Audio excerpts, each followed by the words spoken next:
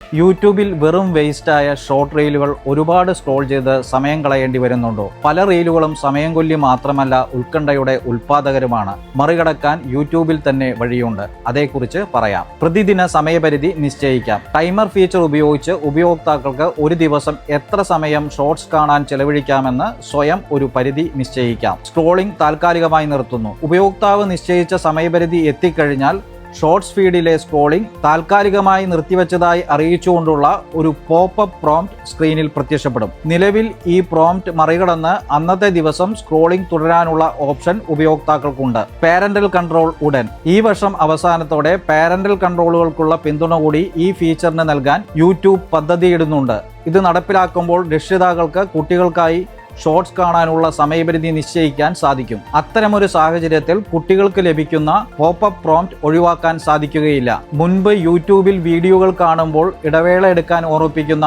Take A break, ഉറങ്ങാൻ പോകുന്ന സമയം ഓർമ്മിപ്പിക്കുന്ന ബെഡ് ടൈം റിമൈൻഡർ തുടങ്ങിയ സമാനമായ ഫീച്ചറുകൾ യൂട്യൂബ് അവതരിപ്പിച്ചിട്ടുണ്ട്.